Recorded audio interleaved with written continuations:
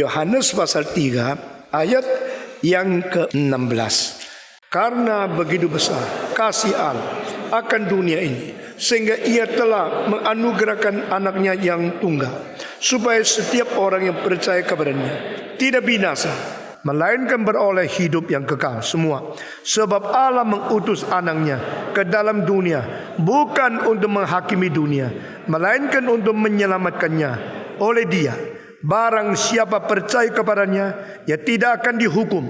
Barang siapa tidak percaya, ia telah berada di bawah hukuman, sebab ia tidak percaya dalam nama anak tunggal Allah. Dan inilah hukuman itu, terang telah datang ke dalam dunia, tetapi manusia lebih menyukai kegelapan daripada terang, sebab perbuatan-perbuatan mereka jahat. Sebab barang siapa berbuat jahat, membenci terang dan tidak datang kepada terang itu, supaya perbuatan-perbuatannya yang jahat itu tidak nampak.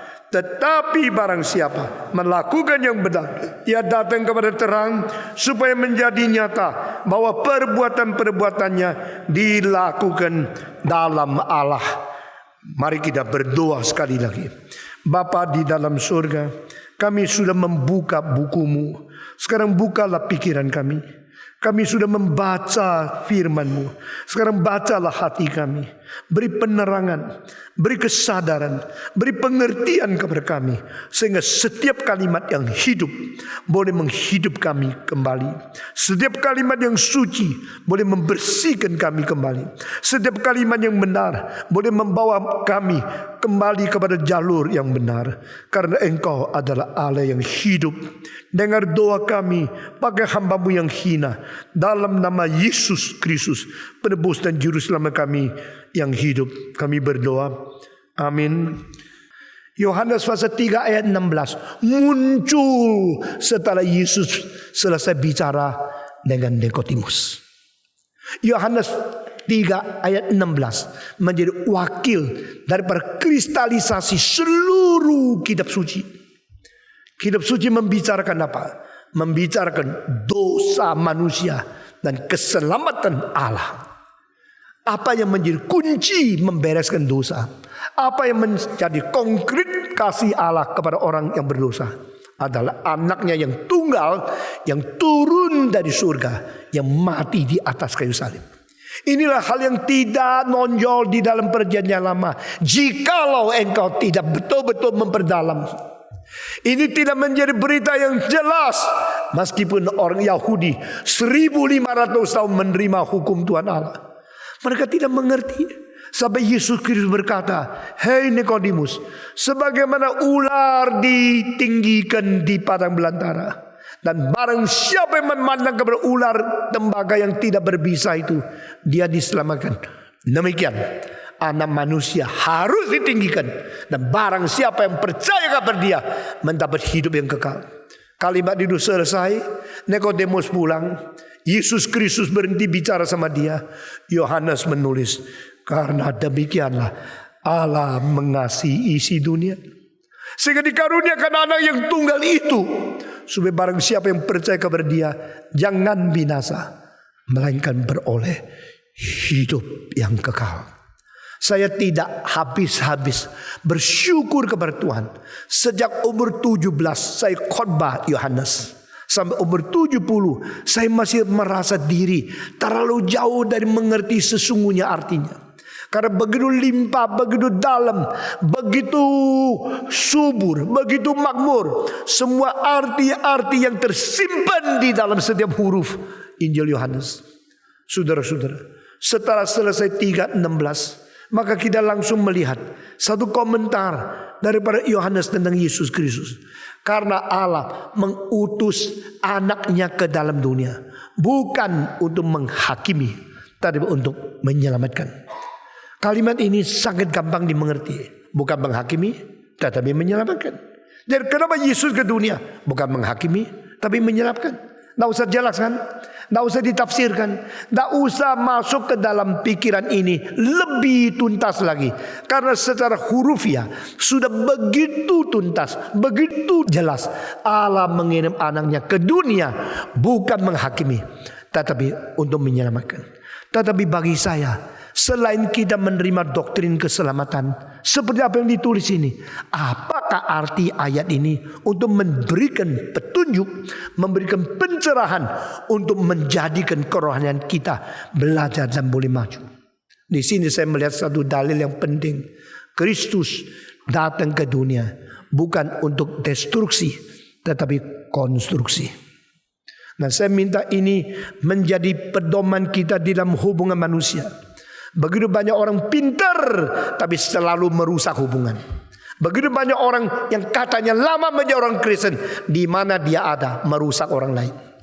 Yesus datang bukan menghakimi, tetapi menyelamatkan. You must be a constructor, not the destructor. You kemana saja, di mana kau hadir, di situ yang membawa berkat. Di mana kau bicara, bicaramu membangun.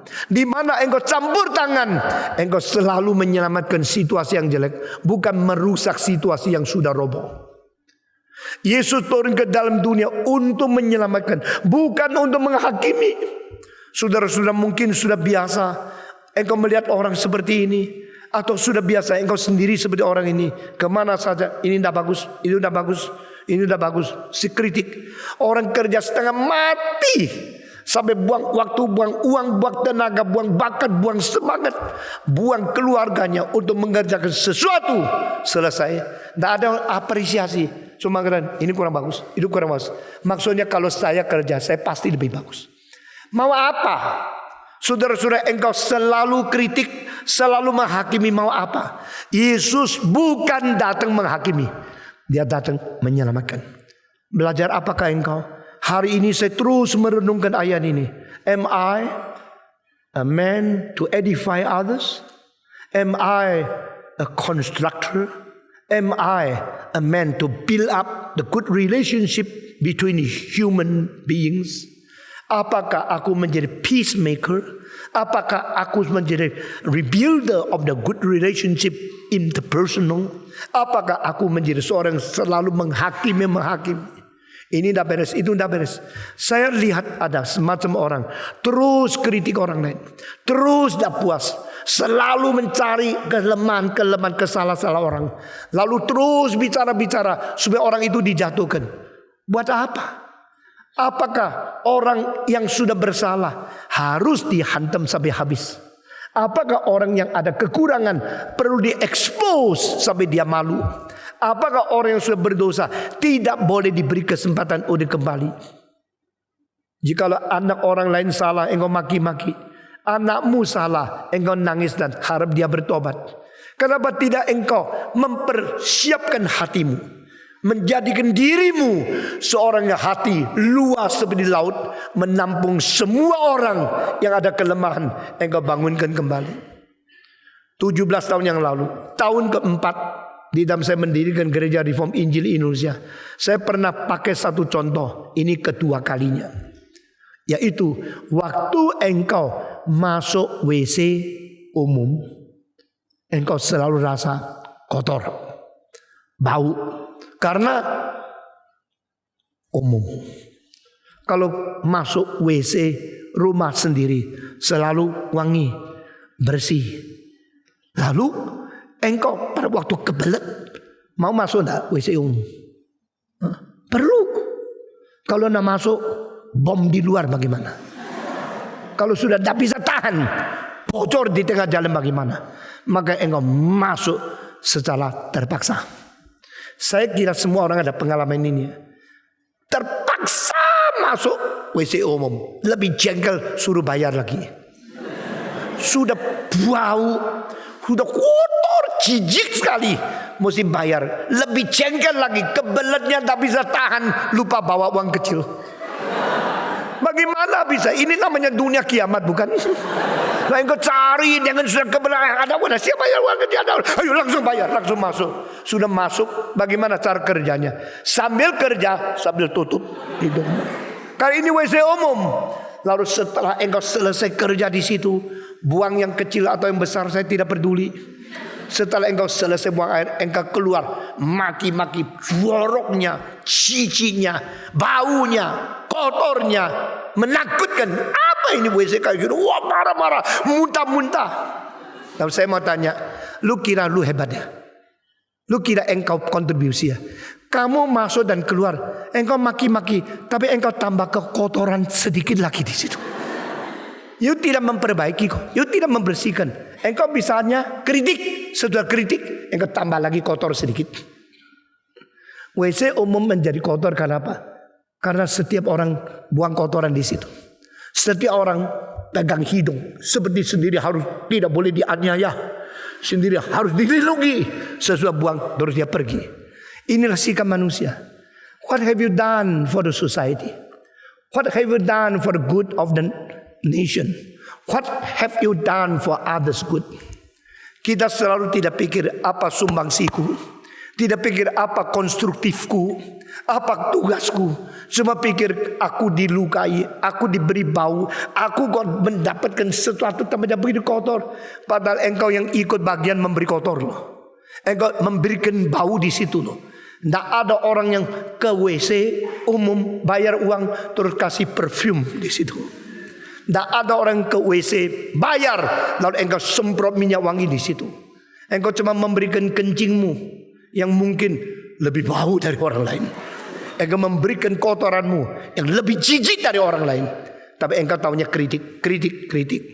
Mungkin tidak. Kita hidup di dunia ini jangan banyak kritik, tapi banyak sumbangsi. Nah, ini yang poin yang hari ini saya mau mendidik kita semua. Jika negara ini tidak baik, what should I do?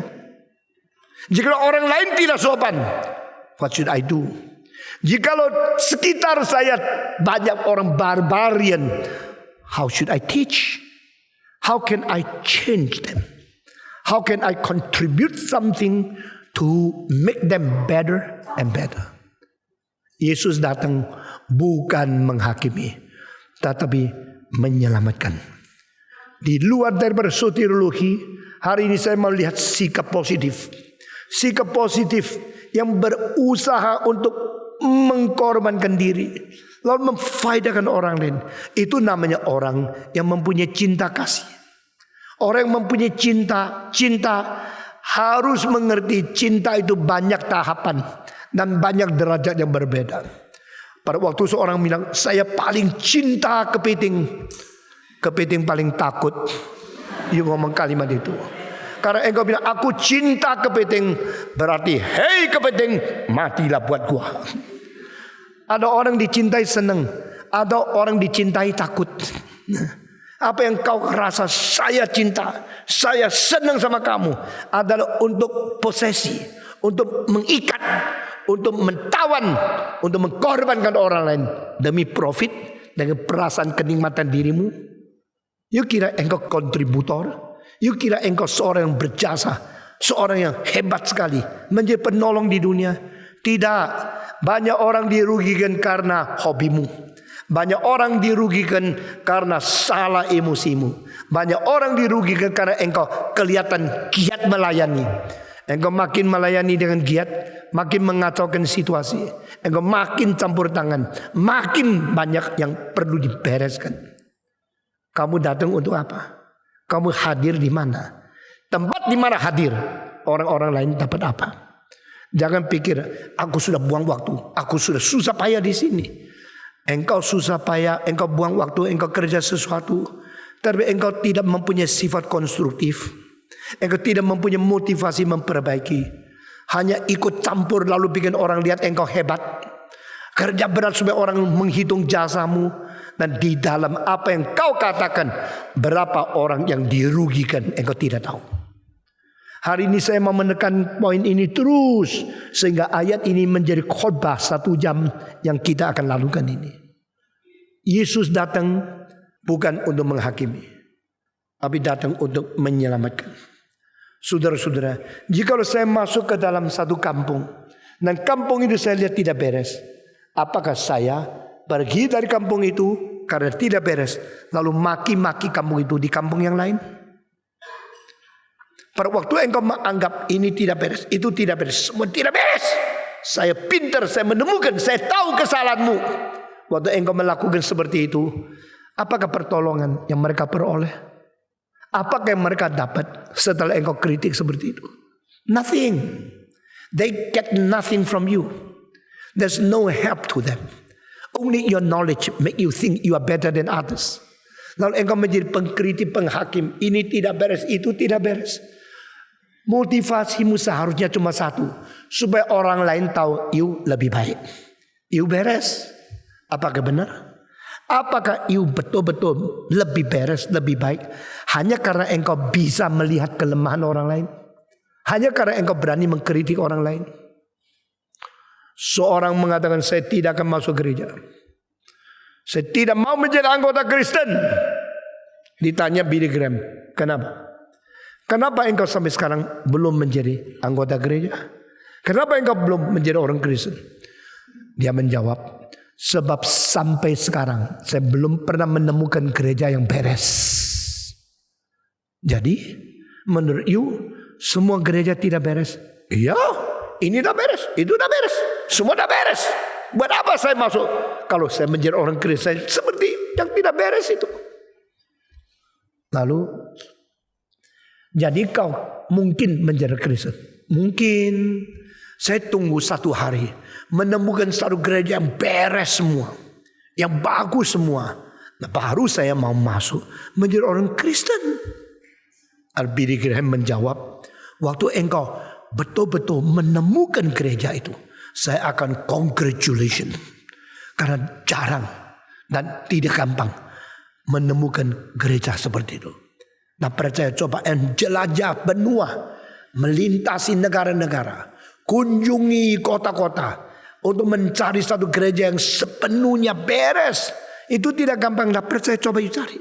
Tetapi jikalau andai kata umpamanya engkau bisa menemukan gereja yang beres sekali, lalu engkau masuk menjadi anggota, mulai hari itu gereja itu tidak beres karena you ada di dalam. Saudara-saudara, ini ajaran yang sangat indah sekali. Do you think you are perfect? Do you think you are better than others? No. Orang yang menganggap diri lebih baik dari orang lain, kekurangan cuma satu, tidak mengetahui diri. Engkau tidak pernah mengetahui berapa sulit pekerjaan dikerjakan oleh orang lain. Kalau you tahu, maka you baru mengetahui engkau tidak berhak mengkritik orang lain. Kalau saya conduct music, ternyata masih ada kelemahan. Lalu orang bicara sama saya lebih baik suruh dia conduct. Suruh dia kerjakan satu kali. Menurut saya ini kurang baik. Dari mana you tahu tidak baik? Karena kaset saya lebih baik. Itu kasetmu bukan mu. Kasetmu baik, bukan kamu baik. Kamu biasa dengar yang terbaik di dunia, lalu menganggap itu tidak baik. Kamu bandingkan idemu, pengetahuanmu, dan mesinmu untuk mengkritik orang-orang yang kerja setengah mati. Itu tidak adil, saudara-saudara. Saya serahkan satu kur kepada kamu. Saya serahkan lagu yang sama. Kau coba kondak, kau coba kerjakan. Sudah selesai. Banding dulu sama yang kau kritik. Baru engkau mengetahui. So difficult. So hard. And you know how hard is that. You start to close your mouth. Saudara-saudara sekalian, kalau ada satu gereja yang beres, saya baru mau menjadi orang Kristen. Kamu kira Tuhan perlu kamu kah? Kamu kira kamu paling beres kah? Di mana engkau berada, di situ ada catat. Karena dirimu yang ada catat, masuk ke situ. Di mana engkau kritik, engkau tidak membuktikan engkau lebih baik. Karena yang kau kritik adalah berdasarkan kau tidak mencintai, tidak mengerti, dan tidak terlibat dengan kesulitan. Gampang sekali mengkritik. Saya terus terang ya, kalau sulu saya kritik, saya lebih berkualifikasi dari kamu. Saya lebih mengerti dari kamu. Tapi saya dipengaruhi oleh Alkitab. Saya akhirnya menetapkan menjadi seorang yang lebih baik diam, mendoakan orang. Kalau melihat seseorang ada kelemahan, lalu refleksi, sebab saya kurang doa bagi dia, sehingga dia sekarang jatuh dalam kelemahan. Kalau orang lain itu tak ngerti, adalah karena saya kurang didik dia, sehingga dia kurang ngerti. Satu hal yang bikin saya tidak sabar. Apa kesalahan yang saya sudah ngomong berapa kali tetap tidak berubah. Itu bikin saya mulai marah sama orang itu. Saudara-saudara, saya kalau marah orang bilang patung tidak ada Roh Kudus. Marah-marah. Tapi coba engkau hitung kemarahanku di dalam hal apa. Saya sekarang bongkar rahasia. Selalu yang saya marah adalah karena sudah saya kasih tahu lebih 5 kali, 10 kali. Tetap engkau tidak robah. Saya terpaksa harus marah. Karena engkau menghina. Engkau tidak menghargai pengajaran-pengajaran yang sudah ada. Saudara-saudara sekalian. Tapi pengkritikan tanpa membayar harga. Itu tidak ada nilainya. Kenapa kalau kita pukul anak orang lain, dia lari, lempar batu, dia benci, dia adu kepada mamanya. Kenapa kalau kita pukul anak kita? Anak kita memeluk, "Ma, jangan pukul. Pak, ampun Pak." Dia tidak marah dan tidak balas dendam. Karena you papanya, karena you mamanya. You sebelum pukul dia pernah mendidik dia bertahun-tahun. You melihat kesalahannya karena you pernah tutur itu tidak boleh. Akhirnya dia tetap melanggar. Waktu you pukul, dia sadar itu kesalahannya dia. Saudara-saudara, sebelum menabur, jangan mengharap menuai. Sebelum memperingati orang lain, jangan sembarangan menghakimi. Belum pernah kau didik, jangan terlalu berani mengkritik.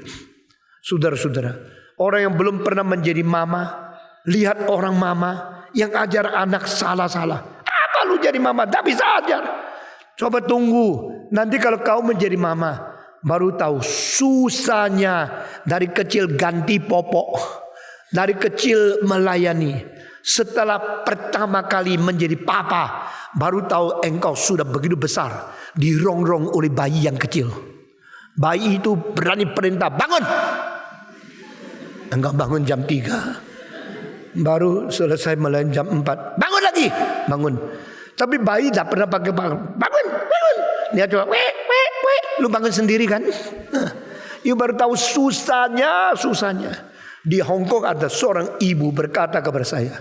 Dia bilang, saya dulu kalau ganti popok kakaknya anakku, yaitu anak besar. Apa itu? Lagi ganti popok adikmu. Hipret, keluar kuning-kuning.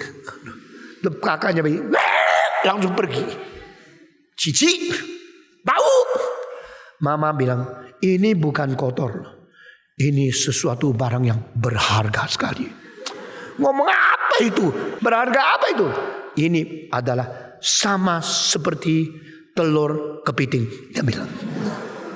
Kuning-kuning yang keluar daripada pantatnya bayi itu kayak telur kepiting. Semua tahu kalau kepiting yang bertelur lebih mahal kan? Ini telur kepiting.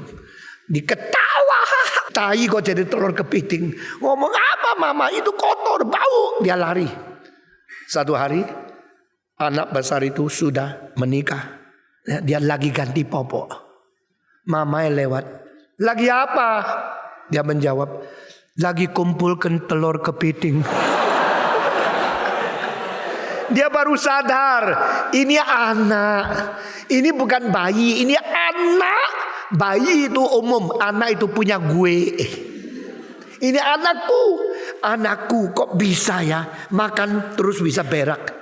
Aduh, saya dengar seorang ayah hari kedua mengatakan satu kalimat yang lucu sekali. Itu dia baru mencapai anak pertama. Dia bilang sama saya, heran loh. Saya bilang, kenapa? Saya baru jadi papa hari kedua. Heran loh. Semua orang juga papa hari kedua rasa heran. Heran apa sih? Dia mengatakan satu kalimat, saya ketawa sampai sekarang belum berhenti. Dia bilang, anak kecil, anakku itu bisa kentut. Wah, dia rasa lucu sekali. Begitu ya? Dia rasa anak lucu ya? Itu bayi kecil bisa sambil ketawa-tawa, bisa kentut dia bilang. Aduh, gua alasan lucu sekali.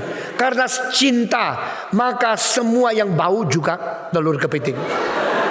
Semua angin yang bau juga bisa kentut. Saya bilang, puji Tuhan. Jikalau anakmu sampai 10 hari belum bisa kentut, doamu pasti lebih keras sama Tuhan. Saudara-saudara, karena apa? Karena cinta. Kenapa kita kritik? Kenapa kita maki-maki? Kenapa kita senang orang lain? Karena kurang cinta kepada dia.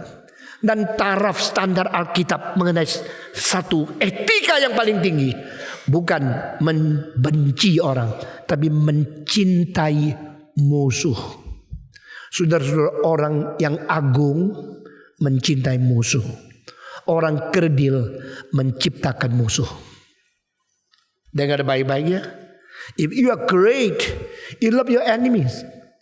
If you are small man, you create enemies. Hubungan antara manusia itu jarang bisa dipelihara dengan baik. Orang itu kalau baru pertama lihat satu kali, lucu ya, mukanya lain sama yang lain, kita senang karena seger, karena kesannya baru, karena dia seorang yang baru kita menikmati. Tapi orang itu kalau dilihat terus, mulai cengkel. Gini aja kok. Kita hubungan manusia sama manusia tidak gampang konsisten. Saya ingin sekali menjadi kawan orang untuk seumur hidup. Dan banyak orang yang betul-betul jujur saling menghadapi bersesuatu hubungan dengan saya puluhan tahun. Hubungan antara manusia dan manusia itu sangat indah, sangat harus dihargai.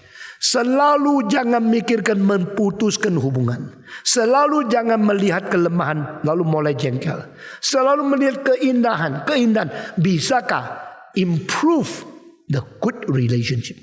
Saudara-saudara, manusia sama manusia, kalau bisa akor, bisa harmonis, bisa saling percaya, itu salah satu keindahan yang paling penting di dalam sejarah, di dalam seluruh alam semesta. Interpersonal relationship.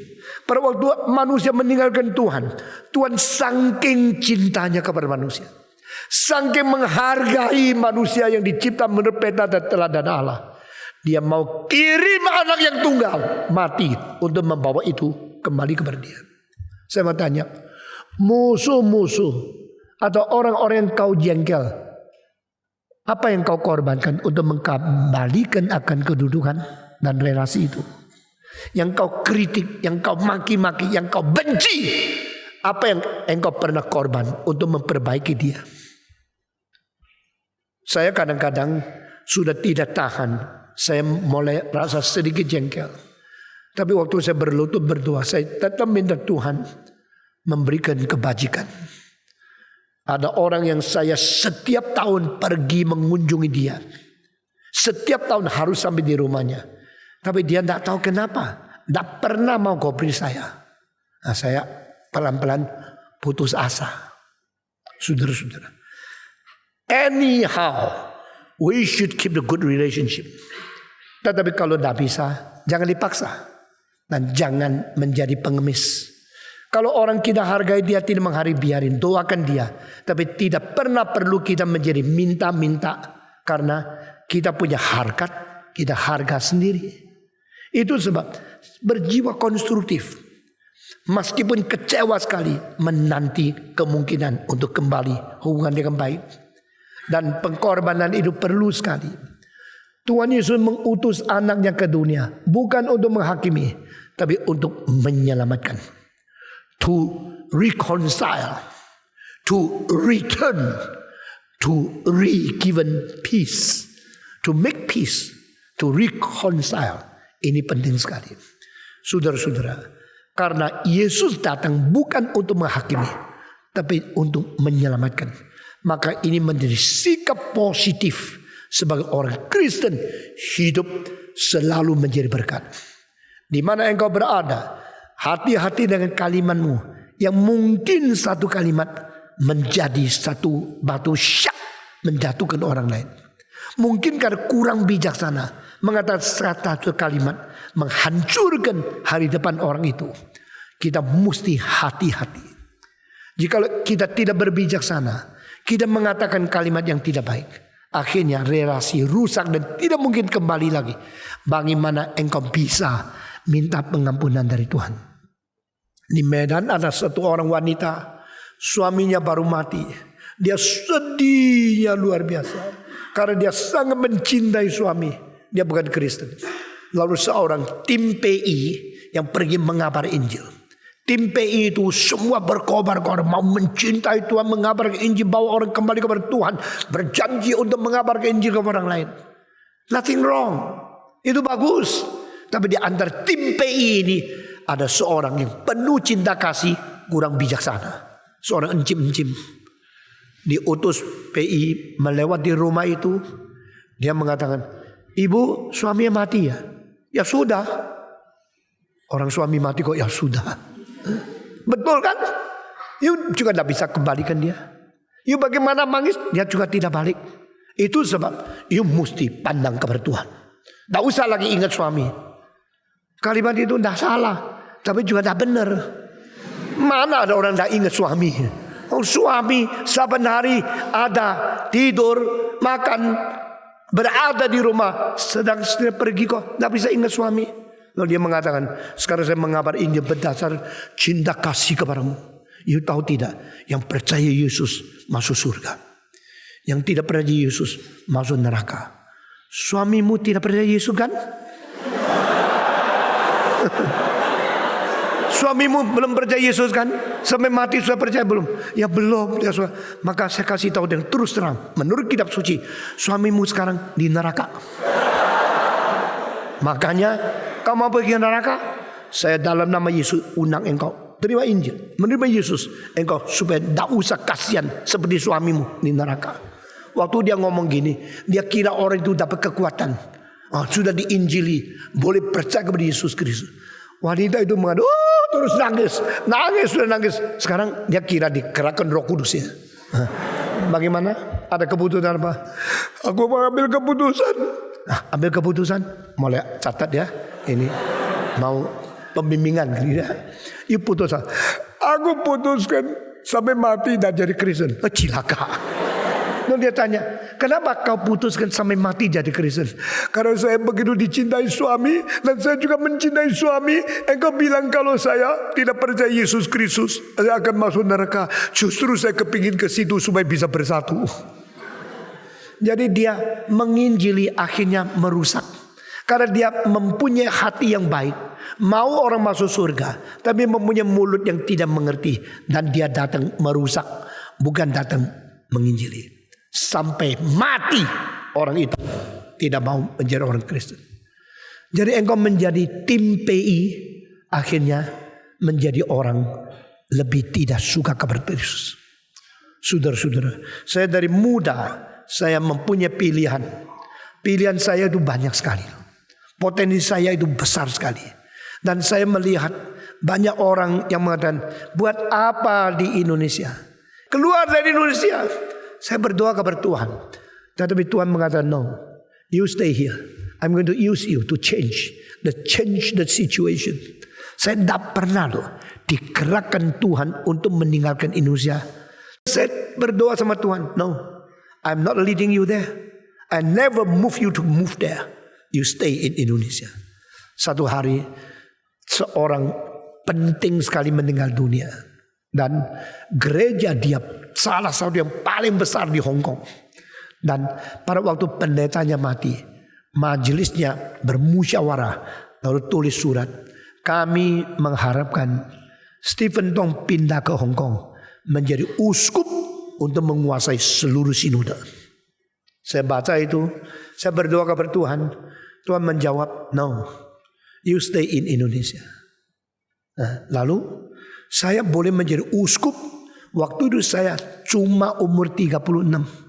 Ini terjadi tahun 76. Waktu Chow Sekwang meninggal dunia, Uskup Timothy Chow, Ling Liang International Synod, undang saya pergi mewakili dia menjadi uskup. Saya menjawab, tidak ada pimpinan Tuhan, saya meninggalkan Indonesia. Kali kedua, kira-kira tahun 81, dari Los Angeles kirim surat. Dan orang yang paling penting ketemu saya di Taipei. Lalu hubung lagi minta konfirmasi. You pindah ke Los Angeles. You mewakili Andrew G yang sudah pensiun menjadi ketua presiden ECF seluruh dunia. Dan disediakan kantor, you langsung menjadi pimpinan internasional. Saya berdoa di hadapan Tuhan. Tuhan bilang no. Dan saya menjawab tidak. Saya tidak ada pimpinan Tuhan. Tidak ada gerakan Roh Kudus untuk pindah ke Los Angeles. Kantornya besar, semua sudah disediakan. Honornya berapa? Saya bilang no. Karena tidak ada pimpinan Tuhan. Maka saya tidak pergi. Berapa tahun kemudian, seorang yang paling dekat dengan saya mengatakan herannya. You sudah berkhotbah di Amerika, di Eropa, di itu Australia, di Asia. Mana-mana saja menyambut engkau begitu baik. Kenapa nongkrong terus di Malang? Kota kecil. Engkau boleh menjadi pendeta di Tokyo, di New York, di Paris, di mana saja. Kenapa balik kembali ke Jawa Timur? Engkau bukan orang biasa. Engkau mempunyai bakat. Engkau mempunyai talenta. Saya menjawab, no. Because no guidance of Holy Spirit. Saya tidak tinggalkan Indonesia. Heran ini. Kawanmu semua sudah ke Amerika. Saudaramu banyak yang pindah ke Amerika. Kau sendiri nongkrong terus di Malang. Saya bilang, karena tidak ada panggilan, tidak ada gerakan. Bagaimana saya boleh bergerak? Saya kan dipanggil Tuhan menjadi hambanya. Saya harus setia kepada Dia.